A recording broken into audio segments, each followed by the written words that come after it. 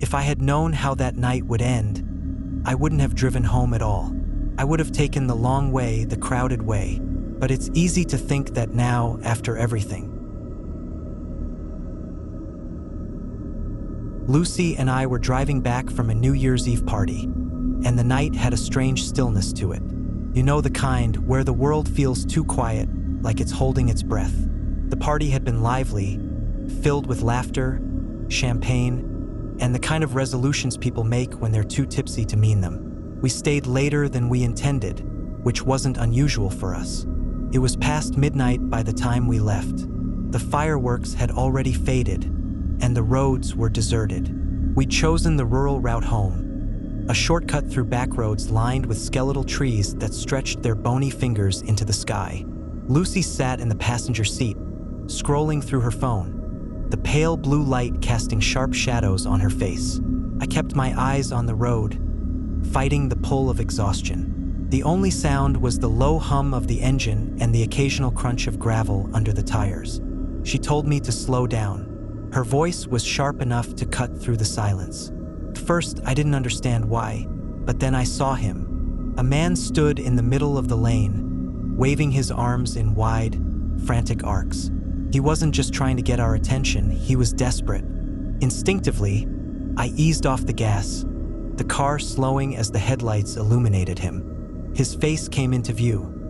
A man in his late 40s, maybe, wearing a thin jacket that looked woefully inadequate for the cold. His breath puffed out in white clouds, and his eyes darted nervously between us and the shadows behind him. Lucy whispered that he might need help. I didn't respond immediately. Something about the way he stood, the way his eyes never settled, made my stomach twist. He stepped closer as the car rolled to a stop. His voice was muffled through the window, but I caught the words, "Help me, please." I cracked the window just enough to hear him better. He said his car had broken down up the road and asked if we could give him a lift or at least let him use our phone. I told him I'd call roadside assistance for him, keeping my voice calm but firm. The last thing I wanted was for him to feel encouraged or worse, entitled. Lucy shifted uneasily in her seat, her hand hovering near the lock button, even though the doors were already secured. I could feel her tension, and it only amplified mine. The man's demeanor changed. The desperation in his voice gave way to frustration, and he said it wasn't far, just up the road. He insisted he didn't have time to wait for roadside assistance. I told him I was sorry, but that we couldn't let him in the car. That's when he lunged for the door. His hand gripped the handle, yanking it hard enough to rattle the frame. Lucy shouted at me to go, her voice shrill with panic. My heart pounded as I slammed my foot on the gas, the car lurching forward. In the mirror, I saw him stumble back, yelling something that was lost in the roar of the engine. Lucy told me to keep going, her voice trembling as she clutched the edge of her seat. I wanted to reassure her, but then she told me to look again. Her tone sent a chill down my spine, and I glanced at the rearview mirror. They were stepping out from the shadows now. Figures, at least 4 or 5 of them, emerging from the tree line like they'd been waiting. Their movements were slow, deliberate, almost synchronized. The light from the taillights barely reached them, but it was enough to see their faces, pale, emotionless, and eerily calm. They didn't chase us. They just stood there, watching as we sped away. Lucy whispered that we should call someone. I told her we would once we got farther away, but my hands were shaking so badly I could barely keep the wheel steady. When we finally reached a main road, we pulled over under the harsh glow of a streetlight. Lucy dialed the local police while I tried to catch my breath. She explained what had happened, but as she spoke, I could tell by her tone that she didn't feel believed. The officer on the line told us they'd send someone to check the area, but they didn't sound convinced it was an emergency. Maybe it wasn't to them. We sat there for a while before driving home, the weight of what we'd seen pressing down on us. The ride was silent, except for the occasional sound of Lucy's shallow breathing. We didn't sleep that night. I couldn't close my eyes without seeing their faces, the way they stood there, waiting. I kept checking the windows, half expecting to see them outside. The police called the next day to say they didn't find anything, No broken down car, no man matching the description, no signs of anyone at all. It's been weeks now, but I still can't stop thinking about it. About what would have happened if we'd hesitated even a moment longer. About why they were there waiting in the dark. And sometimes, late at night, when the world is quiet, I think I can hear footsteps outside, slow, almost synchronized.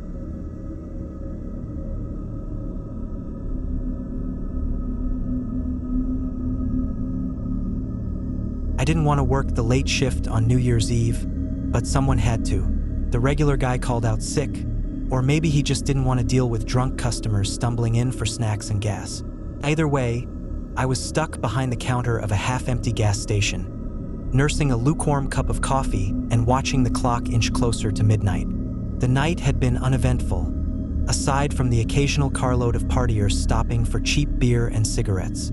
Most of them were loud but harmless, their voices echoing through the tiny store like they were at some kind of pit stop carnival. I let it slide. After all, it was New Year's Eve. Around 11:45, things slowed down. The highway outside was almost silent, everyone either at a party or already home. The store was empty, and I started to let my guard down, counting the minutes until I could lock up and leave.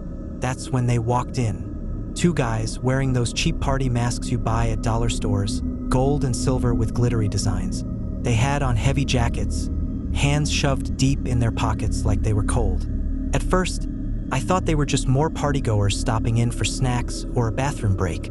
One of them laughed as he approached the counter, holding up a bottle of water like it was some kind of joke. I smiled, tired but polite, and told him his total. That's when he pulled out the gun. It wasn't a joke anymore. The second guy moved fast, locking the door behind him and flipping the sign to closed. He didn't say a word, just stood there by the entrance like some kind of bouncer, watching the road. The guy at the counter told me to open the register, his voice low but steady. I didn't argue. My hands shook as I punched in the code and slid the drawer open. The dull hum of the overhead lights the only sound in the room. He told me to bag the cash, and I did. Every bill, every coin. I figured if I gave them what they wanted, they'd leave, and I could go back to pretending this was just another boring night. But then he told me to move to the back room. That's when I realized this wasn't just about the money. I hesitated, my legs rooted to the spot. He raised the gun a little, motioning for me to go, and I didn't have a choice. I stepped around the counter, feeling his breath on the back of my neck as he followed me into the cramped storage room. It smelled like cardboard and cleaning supplies, the faint hum of the fridge compressors filling the silence. He told me to sit on the floor, and I did, my heart pounding so hard I thought it might burst. The second guy joined us, his mask slightly crooked now, revealing part of his face. A jawline, a patch of stubble. He wasn't holding a weapon, just his phone. He leaned against the wall, texting casually, like this was all some kind of game to him. That's when I realized they weren't in a hurry. The guy with the gun whispered something to the texter, who nodded and walked back to the front of the store, peeking through the blinds like he was waiting for someone, or something. I sat there, my mind racing. They didn't just want the cash. They were waiting for something or someone, and whatever it was, I wasn't part of their plans. I was just loose ends. That's when the fireworks started. It was sudden, a loud explosion that rattled the windows and echoed down the highway.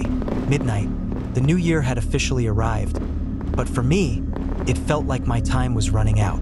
The guy with the gun turned his head toward the noise, just for a second. And in that second, I made my move. I didn't think, I just acted. I scrambled to my feet, knocking over a stack of boxes as I lunged for the back door. It wasn't locked. I guess they didn't think I'd try to run. The fireworks outside were deafening, masking the sound of my escape as I bolted into the cold night air. I didn't look back, didn't stop until I reached the edge of the lot and ducked behind a row of parked trucks. From there, I could see them inside. The texter was yelling now, his phone dangling in his hand as he looked around, confused. The other guy was pacing, the gun clutched tightly in his fist. I stayed low, my breath fogging up in the freezing air, and waited. Eventually, they gave up. I watched as they unlocked the door, slipped out into the night, and disappeared down the highway. I didn't go back inside. I stayed hidden until I was sure they were gone, then flagged down the first car I saw, waving my arms like a lunatic. The police came later, took my statement, and combed through the security footage. They never caught the guys. I don't work late shifts anymore. I don't even go near that gas station if I can help it. But every New Year's Eve, when the fireworks start, I remember the look in that guy's eyes. The calm, casual way he texted while holding my life in his hands. And I wonder how close I came to never seeing the new year at all.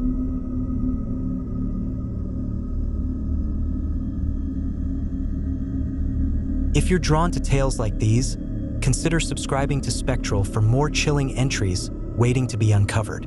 And if you have your own haunting story that you'd like featured in an upcoming compilation, we'd love to hear it. Just email us at spectralentries@gmail.com. Now, let's get back to the video.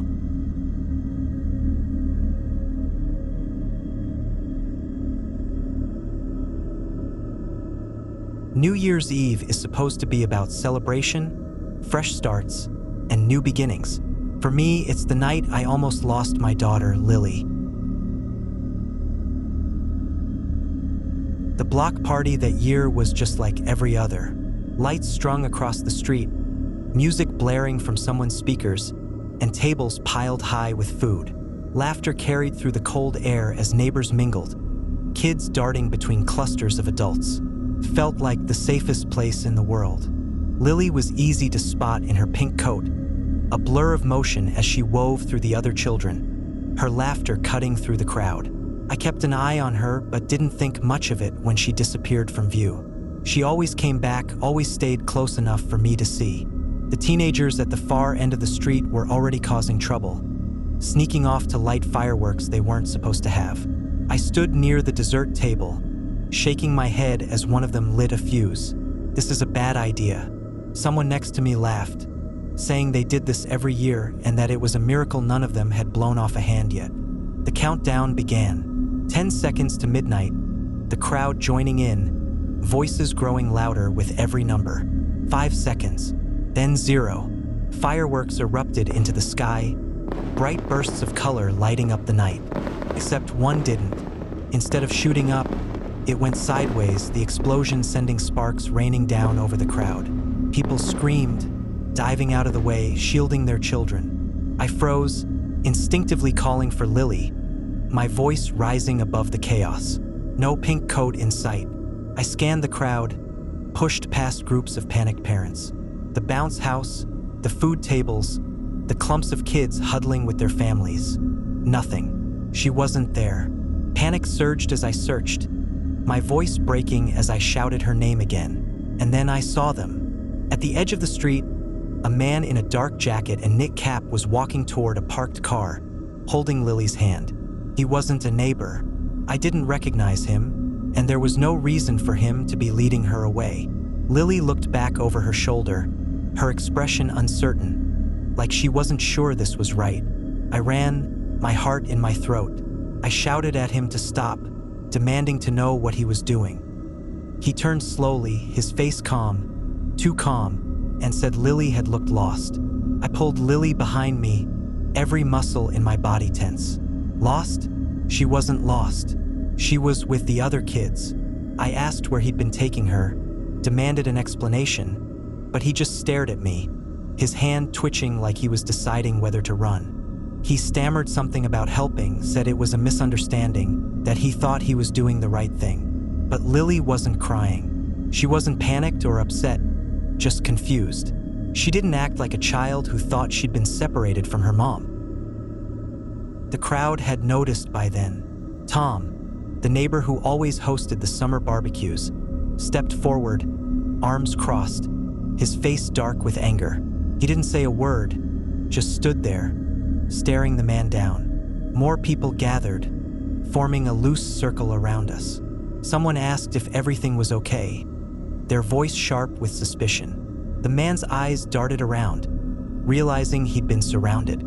He muttered something under his breath and bolted, running toward the edge of the street and vanishing into the shadows. Tom shouted for someone to call the police and took off after him, But the man was fast, disappearing into the night before anyone could stop him. The police came eventually, took statements, and promised to patrol the area. They didn't find him. No trace, no explanation, just a chill that settled over the neighborhood and never quite left. That night, I didn't sleep. I sat by Lily's bed, watching her breathe, replaying every moment in my head. The pink coat, the calmness in his voice, the way he tightened his grip on her hand. We never had block parties after that. The neighborhood lost something that night, a sense of safety we'd all taken for granted.